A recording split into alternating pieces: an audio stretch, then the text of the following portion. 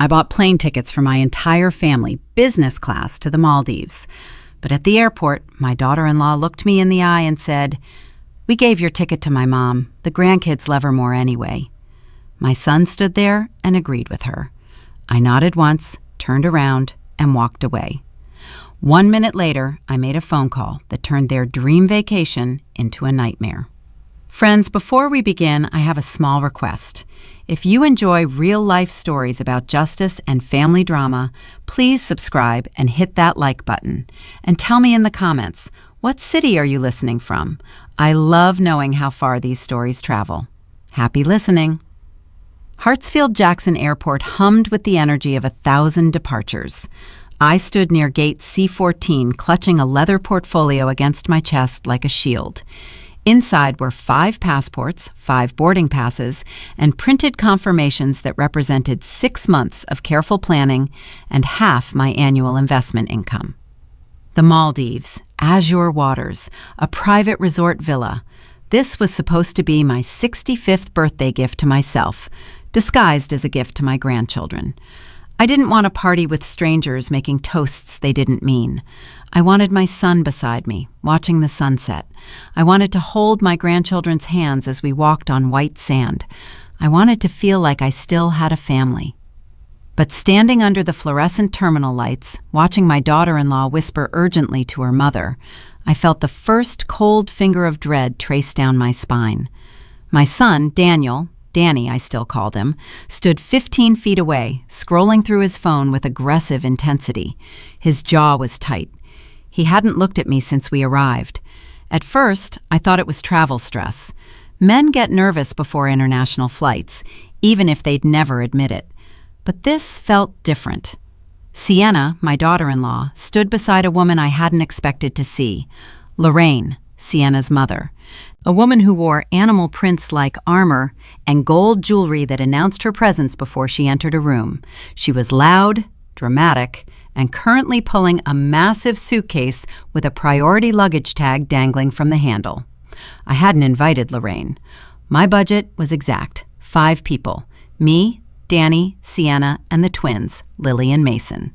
When Lorraine appeared at the terminal entrance, I assumed she was here to see them off. That was her style: make a scene, cry theatrical tears, dispense unwanted advice. But that suitcase was too large for a goodbye, and the priority tag had her name on it. "Ms. Whitmore?" Sienna's voice cut through my thoughts. She was smiling, but her eyes were flat, calculating. She wore an expensive cream suit, one I suspected cost more than Danny claimed his consulting business earned last quarter. "It's time for check-in," she said. "We don't want to miss our flight." The twins, Lily and Mason, were chasing each other around the luggage cart, oblivious to the storm brewing in the adult world. I watched them play and felt my throat tighten. I had dreamed of building sandcastles with them, teaching them to snorkel, reading them bedtime stories in a villa suspended over crystal water. We moved toward the counter. My instincts, honed through 30 years as a chief financial officer, were screaming. Something was wrong. The numbers didn't add up. But I pushed the feeling down. This was family, my son, my blood. The gate agent smiled professionally. "Good afternoon. Passports, please?" I stepped forward, reaching for the portfolio. Sienna was faster. She slid in front of me, not aggressively, but smoothly, like she'd rehearsed it, and placed a stack of passports on the counter. I counted them. 4 Navy booklets. Mine wasn't among them. The 5th passport she handed over belonged to Lorraine. For a moment, the terminal noise faded. The announcements, the rolling luggage, the crying baby at the next gate, it all became white noise. All I could hear was my own heartbeat. "Sienna," my voice came out steady. Years of boardroom negotiations had taught me to hide emotion. "That's your mother's passport. Mine is still in my—" "Oh, Maggie." Sienna turned to me with an expression of such practiced sympathy it made my stomach turn. "We talked about this, remember?" No, we hadn't. "We decided it would be better if Mom came instead. You know how you've been complaining about your blood pressure, and the flight is 14 hours. At your age, the humidity, the time change, doctors don't recommend it." "At my age?" "My blood pressure is fine," I said quietly. Lorraine jumped in, adjusting the massive pendant around her neck. "Maggie, honey, why stress yourself? You should rest at home, watch your shows, relax. I'll help with the babies. They've gotten so attached to me lately. Just yesterday, Mason said, 'I wish Grandma Lorraine could come to the beach.'" She was lying. I could see it in Mason's confused face as he stopped running and looked at his grandmother. But he was 7. He didn't understand what was happening. I did. I turned to my son. "Daniel?" He finally looked up from his phone. For a second, just a second, I saw the little boy who used to crawl into my lap after nightmares, who told me I was his hero, who promised he'd take care of me when I got old. Then I saw what he'd become, a man who couldn't meet his mother's eyes. "Mom, come on." He shrugged like we were discussing restaurant reservations, not the erasure of my existence. "Sienna's right. It'll be hard on you. And Lorraine, she's more energetic. The kids have more fun with her. Don't take it personally, okay? We'll bring you a souvenir." Don't take it personally. They had planned this, calculated it, waited until we were at the airport, in public, where I wouldn't make a scene, to tell me I'd been replaced.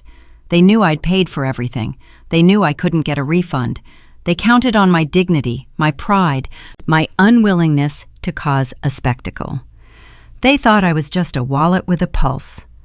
I looked at Sienna's barely concealed smirk, at Lorraine, already mentally lounging in my villa, at Danny, who had just chosen his wife's comfort over his mother's heart. And something inside me, something that had been bending for years, finally snapped. But I didn't scream, I didn't cry, I didn't beg. Instead, I felt a cold, crystalline clarity settle over me. It was the same feeling I got before shutting down an underperforming division, before firing an executive who'd been embezzling funds, before making the hard decisions that weak people couldn't stomach. Emotion was gone. Only strategy remained. "I understand," I said calmly, so calmly that Sienna blinked in surprise. "You've made your decision." I opened my portfolio and removed all the printed documents: hotel confirmations, seaplane transfer vouchers, travel insurance, the comprehensive package that had cost me 3 months of planning and countless phone calls. "Here," I said, placing the papers on the counter beside Lorraine's passport. "Since you've decided everything, I won't stand in your way." "You're the best, Mom." Danny actually leaned in to kiss my cheek. I stepped back. Just one step, but it might as well have been a mile. "Have a wonderful trip," I said. I turned and walked toward the exit. Behind me, I heard Sienna's relieved laughter. "See? I told you she'd understand. Old people need their rest anyway." Old people. The automatic doors opened. Cool Atlanta air hit my face. I didn't call for a ride. Instead, I pulled out my phone and scrolled to a contact I hadn't used in 3 years. Robert Chen, private wealth manager. The phone rang twice. "Ms. Whitmore?" His voice was surprised, cautious. "I wasn't expecting to hear from you today." "Robert," I said, watching another plane lift into the sky, carrying strangers toward their dreams. "Remember the contingency protocol we discussed? The one I said I'd never use?" A pause. "The nuclear option?" "Yes, that one." My hand was steady. My voice was steady.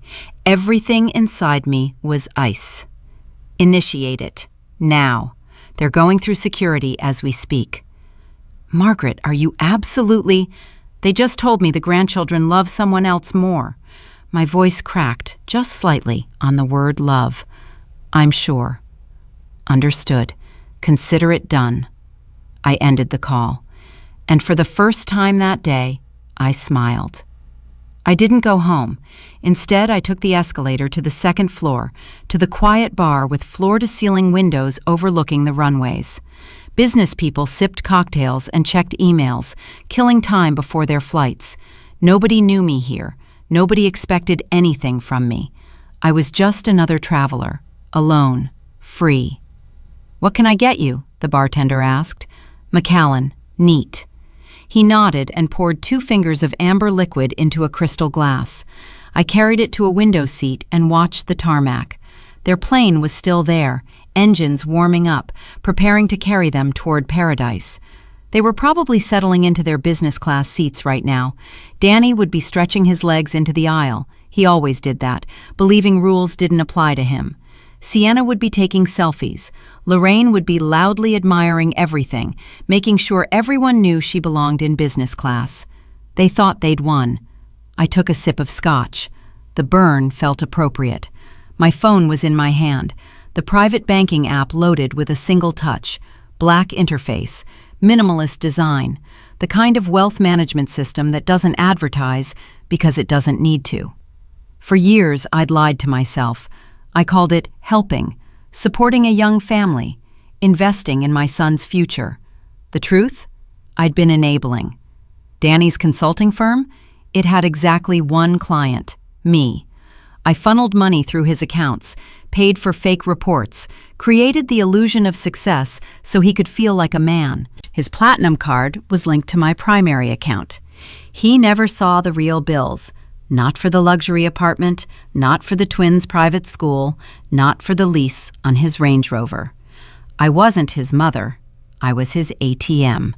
And today, this ATM was going offline. I navigated to Family Access Management. 2 authorized users, Daniel Whitmore and Sienna Whitmore. Their spending limit showed a symbol I'd set years ago. Infinity. Unlimited. Boundless love converted to boundless credit. I pressed Edit. Credit limit? 0. Then I scrolled to recent transactions. There it was, the largest charge of the day, $28,000. Azure Bay Resort, prepaid in full. I selected it. A menu appeared. Dispute transaction. Reason? Unauthorized use of account. Fraudulent family transfer. A warning popped up. This action will immediately revoke all payment guarantees to the merchant. The cardholder will be held personally liable for all charges. My finger hovered over confirm. I thought about Danny as a little boy, the way he used to hold my hand crossing the street, the way he'd made me a card every Mother's Day with crayons and misspelled words and so much love it made my chest ache. That little boy was gone. Maybe he'd been gone for years, and I'd been too afraid to see it. I pressed confirm. The screen flashed green. Changes accepted. Access revoked. I knew exactly what would happen next. I could see it like I was sitting in the seat beside them. Somewhere at 30,000 feet, a flight attendant would roll her cart down the aisle. Business class meant complimentary drinks, but Danny never ordered from the standard menu. He liked to show off. "A bottle of Dom Perignon, please," he'd say, extending that platinum card with the casual confidence of a man who'd never been declined. Sienna would already have her phone out, ready to capture the moment for Instagram. Lorraine would be watching the neighbors, making sure they saw her granddaughter living the high life. The flight attendant would swipe the card. 1 second. 2 seconds. Beep. Red light. Transaction declined. "I'm sorry, sir. Your card has been—" "That's impossible," Danny would interrupt, laughing it off. "The chip probably demagnetized. Try again. Or just enter it manually. It's unlimited." She'd try again. Beep. Declined. "Sir, the system is showing this card as blocked. Do you have another form of payment?" The smile would drain from Danny's face. He'd feel the eyes of other passengers turning toward him. He'd fumble for his wallet, pull out the backup card, the one I'd given Sienna for household expenses. "Here, use this one." Beep. Insufficient funds. "Sir, I'm afraid I'll need to remove these items from your seat and—" "This is a mistake." Danny's voice would crack into something high and panicked. "I'm going to call the bank. I'm going to sue." "Sir, please lower your voice. If you cannot provide payment, I'll need to file an incident report, and authorities may be waiting when we land." I finished my scotch in one burning swallow. Their flight had just begun, and they were already falling. I paid in cash and left a generous tip. The bartender deserved it for the perfect pour. Then I walked out of the airport toward long-term parking where my car waited in the shadows. My phone stayed silent. Airplane mode meant I had a few hours before the calls started. A few hours of peace before the begging began. I drove slowly through evening traffic, my mind already across the ocean in Malé, the capital of the Maldives. They would land in 14 hours, exhausted, humiliated after the incident with the cards, but not broken yet. Danny would convince himself it was a technical error, something I'd fix as soon as I saw his messages. They'd go through immigration, collect their luggage, walk out into the suffocating tropical heat looking for their private boat transfer to Azure Bay. The captain would be there, but not with iced towels and fresh coconut water. With his arms crossed and a tablet displaying one word, "Cancelled." "Mr. Whitmore?" "Yes, finally. We had the worst. Your reservation has been revoked. Ms. Margaret Whitmore, the primary account holder, rescinded authorization 43 minutes ago." Silence. The kind of silence that happens when your entire reality shifts beneath your feet. "What do you mean, cancelled? Do you know who my mother is?" "I know exactly who she is, sir, and I have explicit instructions that you are not authorized guests. I cannot transport you." Sienna would lose it. She'd scream. She'd threaten lawsuits. She'd drag Lily and Mason forward as props, crying about traumatized children. But the captain wouldn't care. He'd seen rich people implode before. "The public beach has benches," he'd say, "or there's a water taxi, $20 per person." They'd take the water taxi, a diesel-smelling ferry with peeling paint and wooden benches. Not the air-conditioned speedboat with champagne and canapes, not the welcome they'd expected. And when they finally arrived at Azure Bay, soaked with spray and sunburned, the hotel manager would be waiting. "Mr. Whitmore, we weren't expecting you without Ms. Whitmore present." "Rashid, thank God, there's been a horrible mistake. Without the primary member, your corporate rate is void. Standard accommodation is $3,000 per night, payment in advance. $3,000 per night for 7 nights, $21,000 they didn't have." I pulled into my driveway. My house was dark, empty. For the first time in 30 years, no one was waiting for me. No one needed anything. It should have felt lonely. Instead, it felt like freedom. I made tea. Earl Grey, steeped exactly 4 minutes. I repotted the ficus that had been root-bound for months, my hands deep in dark soil, creating something instead of destroying it. Only then did I check my phone. 43 missed calls, 18 voicemails, a flood of text messages. I opened the thread with Sienna. "Sienna, Mom, what did you do?" "Sienna, they won't check us in." "Sienna, you blocked everything?" "Sienna, the kids are crying." "Sienna, you're punishing your grandchildren?" "Sienna, pick up the phone." "Sienna, Lorraine is having chest pains." "Sienna, I'm calling the police." "Sienna, you're a monster." I took a sip of tea. It was perfect. I scrolled to my photos and found the contract I'd signed 6 months ago. Page 3, fine print. I highlighted one sentence, circled it in red, and sent it to Sienna with a single message. The tickets were non-transferable and required my presence. You chose to violate the terms. Now you're managing your vacation independently. Enjoy the Maldives, sweetheart. I set the phone down, but I wasn't finished. Not yet. This wasn't just about a vacation. This was about 20 years of being used. 20 years of funding a fantasy while being treated like an inconvenience. It was time they learned the truth. I opened my laptop and navigated to the family cloud storage. Danny thought I didn't understand technology. Another miscalculation. In the Documents folder, I found what I needed. Property deeds. The Midtown office Danny called his headquarters? Mine. I'd bought it 5 years ago, telling him it was safer in my name for tax purposes. He'd been too excited about the leather furniture to ask questions. The Range Rover he drove? Also mine. The title was in my name. Even the apartment they lived in, the luxury 2-bedroom in Buckhead with the doorman and the pool, was leased under my credit. Danny wasn't a successful consultant. He was a construction made of my money and my patience, and I just decided to demolish the construction. I drafted an email to my attorney. Dear Richard, please prepare documentation to transfer the following assets to White Oak Holdings, LLC for immediate liquidation. Commercial property, 1247 Peachtree Street, Northeast, Atlanta. Vehicle, 2023 Range Rover, VIN. Termination of lease guarantee, Buckhead Grand Apartments. You have power of attorney to execute the sales. Please proceed immediately. Margaret. Send. Then I opened a new message to Danny. I kept it simple.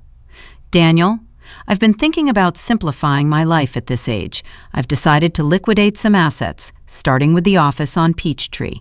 You have 48 hours to remove your personal items before the new owners take possession.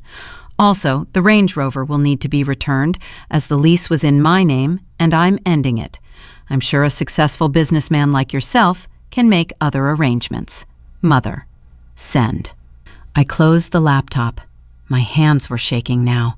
Not from doubt, from the sheer weight of what I'd just done.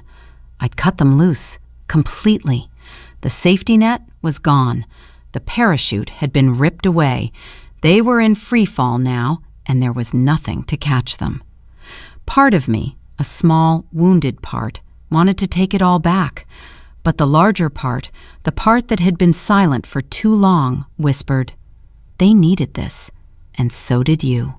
6,000 miles away, Danny stood in a motel parking lot, his phone in his hand, watching his world collapse in real time. They'd spent the last of Sienna's emergency cash on one night in the cheapest place they could find, a roach-infested room near the airport with sagging beds and a broken air conditioner. Lorraine had locked herself in the bathroom, refusing to come out. The twins slept on a single mattress, their faces dirty, their vacation clothes wrinkled and stained. And Danny, my son, my creation, stared at my message about the office and understood for the first time in his life what he'd actually been living on. Not his talent, not his work ethic, not his business acumen. Me. Just me. His phone buzzed, a notification from his bank. Account alert, overdraft protection removed. Available balance -$847.32. Another notification, Azure Bay Resort, payment declined. Outstanding balance $21,000. Legal action pending. His knees buckled. He slid down the motel wall and sat on the grimy pavement, his expensive shirt soaked with sweat. And finally, he started to cry. Not the manipulative tears of a man trying to get what he wants, real tears, the tears of someone who's just discovered he's been living a lie. Inside the room, Sienna screamed at Lorraine. "This is your fault. You said she'd never do this. You said old people always cave." "My fault?" Lorraine's voice was shrill. "You're the one who wanted to steal her ticket." "Steal?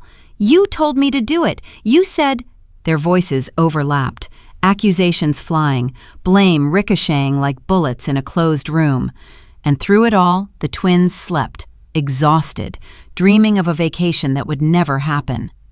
Danny pulled out his phone with shaking hands. He tried to call me. I didn't answer.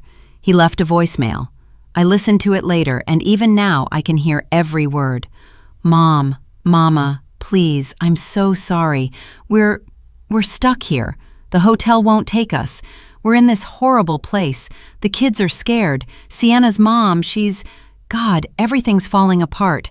Please, just unblock the cards, just for food, for tickets home. I'll work it off. I swear, I'll do anything. Mom, we're family. Please, I'm begging you." Family. That word used to mean something. Now it just sounded like a transaction. I didn't call back that night, or the next morning. Instead, I went to a travel agency, a boutique place in Virginia Highland that specialized in solo adventures for women over 60. The agent was a cheerful woman named Patricia who smiled when I walked in. "I'd like to book something," I said. "Somewhere beautiful, just for me." "Wonderful. Where would you like to go?" I thought about it. About the Maldives I'd never see. About the villa suspended over turquoise water. About the dream I'd built for people who didn't want me there. "Tuscany," I said. "Wine country, art classes, small group tours." Patricia's smile widened. "Perfect. We have a wonderful group leaving next week. Silver Travelers. It's for independent women who want culture, connection, and no drama." No drama. That sounds perfect. I booked it. First-class flights, a renovated farmhouse overlooking vineyards, painting lessons in the morning, wine tastings in the afternoon, and dinners with women who'd chosen themselves. The cost? Less than half what I'd spent on the Maldives trip. 3 days after the airport confrontation, Danny, Sienna, Lorraine, and the twins finally made it home. They'd borrowed money from one of Sienna's cousins, at a predatory interest rate, to buy economy tickets with 3 layovers. They slept on airport floors. Lily developed a rash from mosquito bites. Mason had nightmares about being abandoned. When they landed in Atlanta, exhausted and humiliated, they took a shared Uber to their apartment building. The doorman stopped them at the entrance. "I'm sorry, Mr. Whitmore. Your lease guarantee was canceled. You have 72 hours to vacate." Danny just nodded. He was beyond shock at this point. They went upstairs. The apartment that had felt like a palace now felt like a tomb. They had 3 days to pack their life into whatever they could carry. Sienna got a job at a budget hair salon in East Point.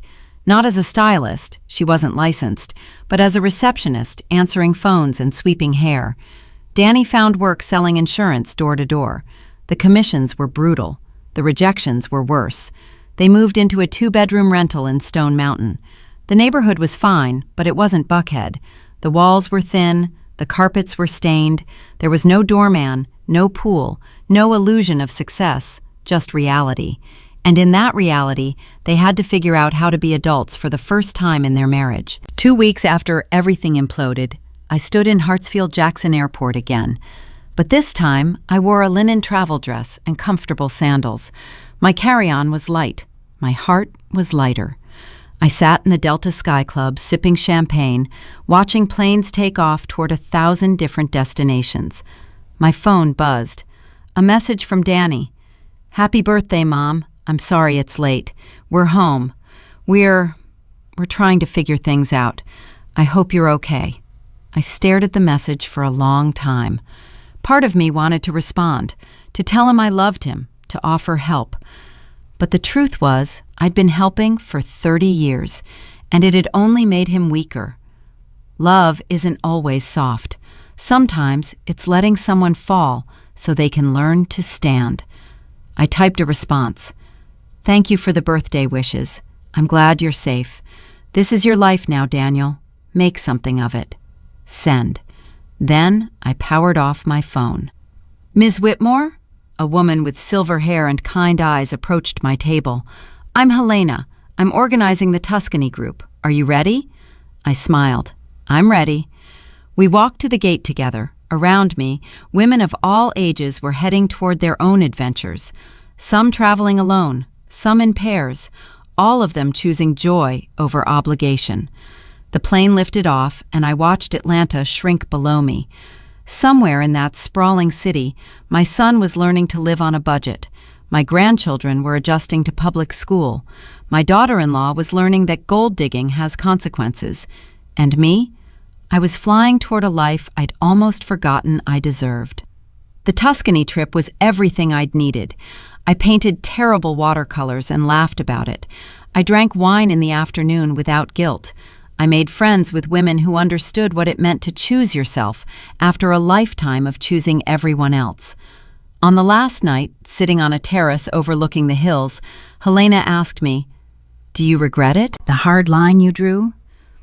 I thought about it, really thought about it. "I regret that it was necessary," I said finally. "I regret that my son needed to hit rock bottom to grow up. But no, I don't regret drawing the line." "Will you reconcile?" "Maybe, someday, if he becomes someone worth reconciling with." I took a sip of wine. but I won't go back to being his safety net. He has to learn to fly on his own." Helena nodded. "That's not cruelty, that's love." "Is it?" I'm still not sure. Some days I feel like the hero of my own story. Other days I wonder if I'm the villain in theirs. But here's what I know. For 30 years, I gave everything. My time, my money, my dignity, and they took it without gratitude, without respect, without love. I didn't abandon my family. They abandoned me first. I just finally noticed. So now, I choose me. I choose peace. I choose sunsets in Tuscany and laughter with strangers who became friends. I choose a life where my worth isn't measured by what I give, but by who I am. And if that makes me selfish, then so be it. I've earned the right to be selfish. I've earned the right to be free. That's the story, friends. Was Margaret right? Was she too harsh? Could she have taught the lesson differently? I don't know, but I know this. There comes a point where giving more only teaches people to take more, where love without boundaries becomes enablement, where being the bigger person just means being the one who's always sacrificing. Maybe Margaret should have tried harder, or maybe she tried for 30 years and enough was finally enough. What do you think?